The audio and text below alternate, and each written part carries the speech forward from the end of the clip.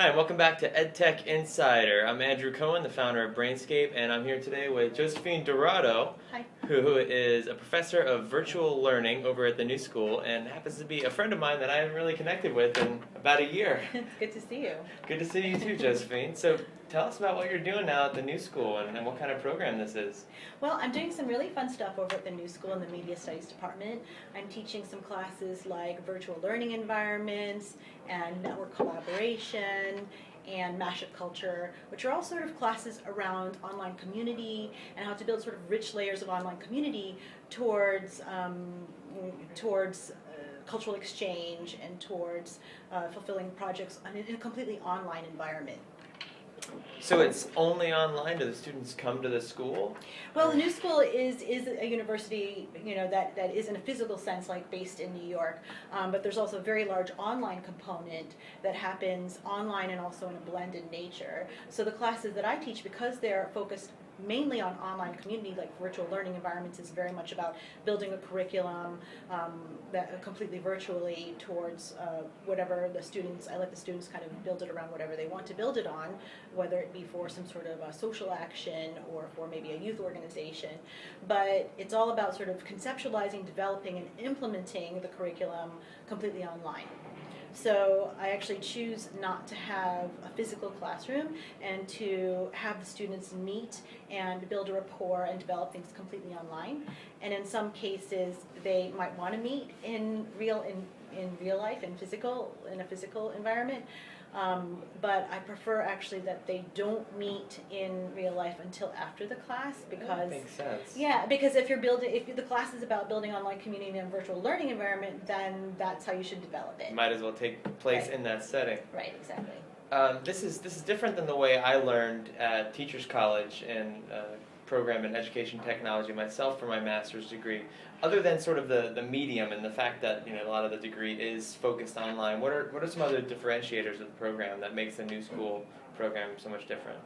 Well, what I would like to think of is that it's a very nice balance of praxis and theory. So we really deal with, and I try to in my classes as well, just really push forward a lot of like emergent platforms and technologies. So along with that is the idea of, while we're inside these platforms, these sort of emergent technologies, that we're using them and also talking about them. So it's a blend of theory about learning and online community and internet culture and media studies, and we're in the environment while we're theorizing about it. So it's not too much theory and it's not too much project. It's sort of project-based theory classes. And what are the types of careers that students often go on afterwards? Well, a lot of media studies graduates go on to different kinds of media roles, where you might be, one of my students was and is a programming director for E-Networks, and another one is a marketing manager for Hennessy, and deals with not just like marketing, but like a lot of sort of the more emergent types of marketing, like sort of more innovative marketing. So I would say anything from marketing and PR to different kinds of media program, to like online community management, to So things beyond just learning. documentary makers and sound makers and things like that. So very hands-on and professional. I would assume that something that kids might go on to, or students might go on to after this program, could be entrepreneurship, and I think of you a lot as an entrepreneur. I knew you as the director of Kids Connect. Tell us about Kids Connect and kind of the path of growth that you've had over the last couple of years. Yeah, sure, I'd love to. Kids Connect is one of my favorite projects. It is a virtual cultural exchange, and what it involves is connecting students in different countries through creative collaboration and theatrical performance inside virtual worlds like Second Life, OpenSim, MetaPlace, that kind of a thing. So it really involves taking two groups of students together, and one of our examples is a group of students in New York and in Amsterdam, and getting them to connect, interact, and to build sort of a virtual city together that has aspects of both cultures, and then to also make a story together to perform it in that virtual city that they build. So it's a lot of fun. I remember you talking about a trip that you took, I believe it was to Austria, working with refugees in Kids Connect and centered around a dance program. What was that all about, and were you working with partners on that? Yeah, that was great. So basically that was working with a refugee community called the Macondo, and it was on the outskirts of Vienna in Austria.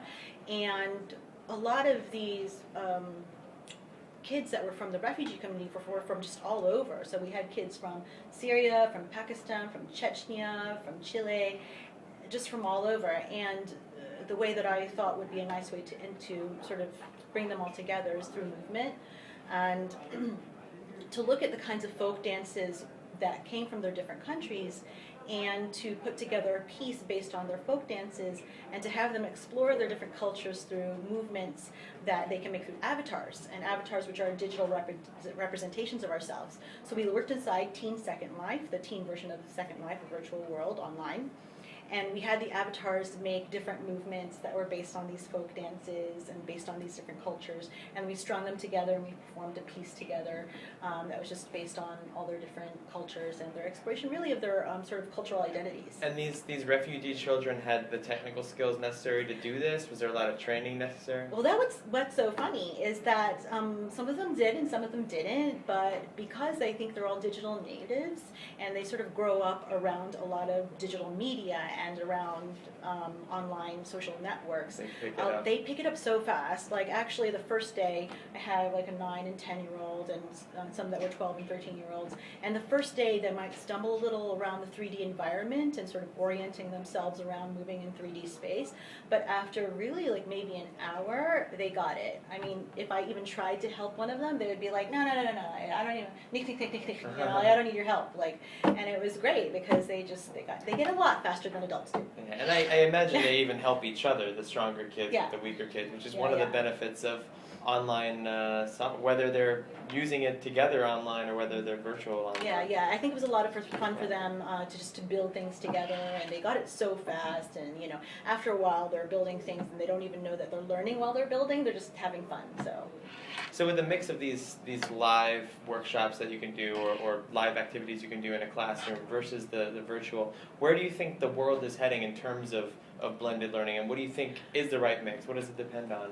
Well, I don't know if there's ever sort of like a right mix, but I definitely feel like it's going more towards like a blended solution where it's not all completely physical and it's not all completely virtual. I mean, I know there's a lot of talk right now about like, oh, you know, the university's going to go completely online, and I very much think that like there's a lot of sort of positive tenets to that, but I definitely also feel like, you know, there's a balance between that, because of course you can't replace the face-to-face interaction, but we can make the online interaction just as rich as possible, and we shouldn't compare it because they're really apples and oranges, two totally different things. But I think something more of like a blended solution is more what we're going towards, and I definitely have seen the way that things are going, that with sort of university budgets being cut and university space sort of shrinking while student bodies are growing, they kind of need to find a solution that is more blended, where it's not always in the classroom and yet it's not completely online, where there's sort of a connect in the middle of all of it. And I think that that with all the platforms that are out there, you know, there's definitely an interesting blend of platforms that we can use, and I would also say that it isn't just one platform, right? Because I think that, for example, Blackboard is one of the softwares that is used for online classroom communication, and I think it's just lacking in a lot of different ways. It's interesting for sort of an all-in-one communication platform, but lacks in sort of like a more enriching, you know, way.